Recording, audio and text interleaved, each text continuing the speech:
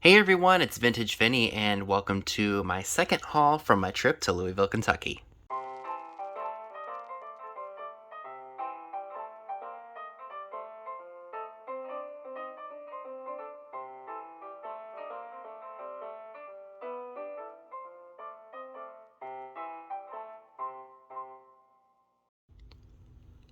So I arrived in Louisville, Kentucky on Saturday evening. So I wanted to spend Sunday just kind of exploring the area, seeing what was around. I went to a few Goodwills.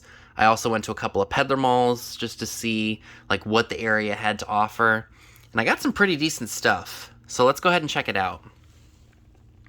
I did get some Redken products. Anytime I find Redken anything, I usually pick it up if it's got a decent amount in it. These appear to be full, so that's good. Those, I think one of these just sells for about $38 by itself, so I was really tickled to find those. I did find a cobalt blue, it looks like a Daisy and Button, or a version of Daisy and Button boot. I don't know who made it, but I know that people love their cobalt blue glass, so that's why I went ahead and picked her up.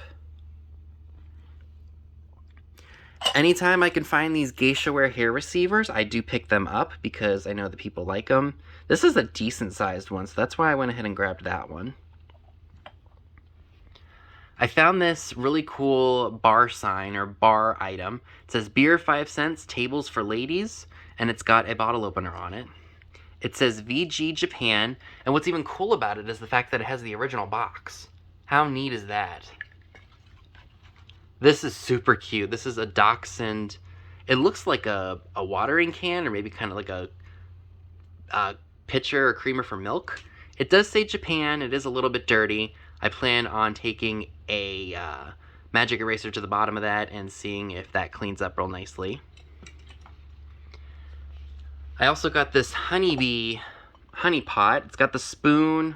Hold him a little differently so that way you guys can see his face. He doesn't have any antennas or anything, but he is just super cute. I had to have him. Now this is nothing really all that special. This is just mineral oil. I don't know if you all know, but you can use this in rain lamps if you have one. This retails for about $2.19 at Target. I did pay $1 for it. The reason I bought it is because I used one up when I was trying to clean up the one that I have now. I have a tabletop model that's kind of disassembled and needs to be cleaned out in order for it to work again. So I used one whole bottle of the mineral oil on that, and I think the motor is either burnt out or just clogged. I got to figure out how to clean it because I really want to work in rain lamp again because they're so freaking cool. So I do want to mention that some of these items will have already been sold by the time you see this video. I just did not have the time to film this week's. I have the estate sale extravaganza, which happened yesterday, because you guys are seeing, not yesterday, I'm sorry, you're seeing this on a Wednesday. It happened on Sunday. I'm filming this on a Saturday, so that's why my days are confused. So I just didn't have the time because I needed to make sure I got all my listings done so that way I could just up and wing it and have everything done that I need to for that. So some of these items may have already been sold by the time you see this video, so I apologize, but I had to do what I had to do. Alrighty, so moving right along, I found this really nice creamer and sugar set with that flower on it. Got a nice silver design on it. No maker's mark on them whatsoever, but I just could not say no to them. And then I found one of those frosted clear, I think those are made by Ellie Smith. I could be very wrong about that. Very good price, so I went ahead and bought it. This is super cool. This is one of those old receipt spikes that hangs on the wall. Love the green, so I had to have that. I also found this really cool magnifying one-side plane makeup mirror in the box. Judging by the graphics, it's probably from the 1960s. Forgive me, guys. I'm holding my phone still. So this is an Ellie Smith Moon and Stars amber basket. Anytime I can find this stuff inexpensively, I do buy it. So that was really cool. I also found this lighter here, and I can't remember the name of it off the top of my head, but if I remember after I film, I'll go ahead and insert a little note for you all to see. So some of these items are going to be live sale, and some of them are going to be eBay. This lighter will be available in my eBay store, hopefully by the time this video goes up. So this is a really cool bucket. This is for Miller High Life.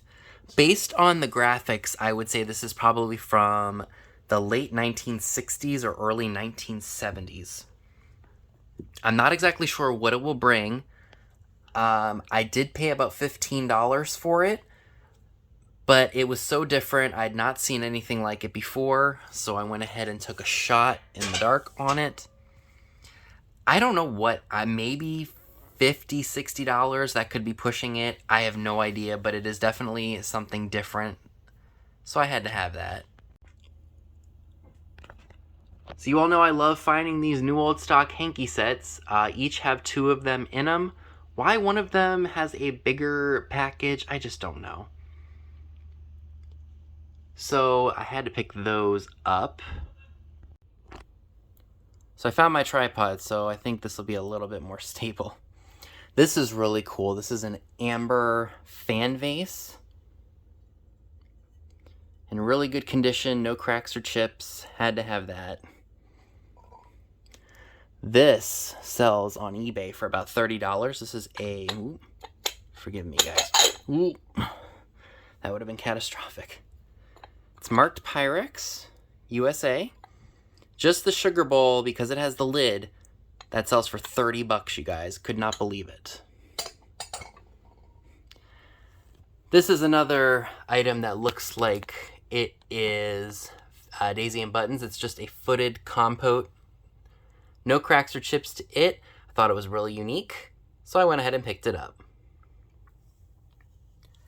Y'all, I never find this McKee coastal boat-looking thing. Now, I will say it is a little bit dinged up, but for $10.50, these I've seen people try to charge almost like $50 or $60 for just this, even without a lid in my area. So when I saw that for $10.50, I jumped on it. This I could not believe was in this Peddler Mall. Now, I will say it does have some significant damage. It does have some chips and everything all over. It's not a piece that I see very much. I have this in green, but this is in... Pink Pinky Stink. So yeah, this is made by Phoenix Glass. I think the gentleman who patented this worked for the company from like 1928 to 1934. I think this was made in 1929. They call it Lady Godiva, but there was never an official name for it when they released it. And I believe it is a powder jar. So let me know in the comments below, would you have bought this even though there is some pretty significant damage to both the lid and the actual box itself? Like I said, this is only the second time that I've seen this, and I have it in green, but I don't have it in pink. I was planning on selling this, but like I said, I don't normally buy something with this kind of damage, but there are certain times where that is acceptable, and there are certain times where it is not acceptable, but in this case, I felt it was. Let me know you all's thoughts down below on that. I also found this really nice green Bulova travel clock. I've not seen this one before. If I had to guess an age, probably the 70s because of that like limeish green color. But I loved that. You know what this reminds me of? Almost like a Kate Spade green. Like, you know, Kate Spade, like the boxes that her products come in, like the dishes and such. That's what this color reminds me of. Alrighty, so moving right along. I absolutely love this green and gold lady planter. I think it's supposed to look like a goddess. At first, you would think that this was made by Hager, but it doesn't have the Hager quality. This is probably more of a Japanese import, probably from the 1960s. But she's in really good condition. There's only one small little white spot right there, which could easily be touched up with gold paint. But I love her. That is a keeper for sure, folks. And then I spotted this Christmas mouse here. It is a bank. At first, I thought it was Topo Gigio and his girlfriend, but it's definitely not. They're made from like a hard plastic, like a softer plastic, like a vinyl-y plastic, from 1970.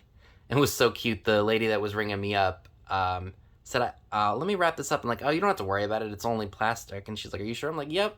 Because it's older, but it's not like old, if that makes sense. And then I spotted this blue teapot. I believe that this is enamel. I don't think you could use it, because look at the inside.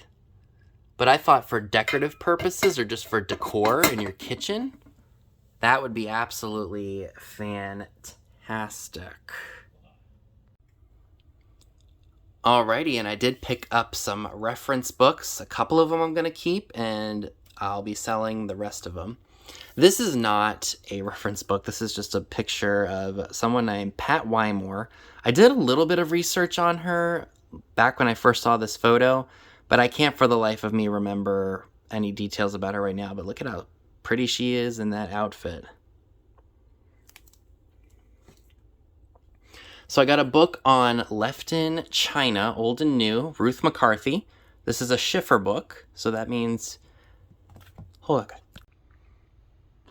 Excuse me, I had to sneeze. Back to where we left off.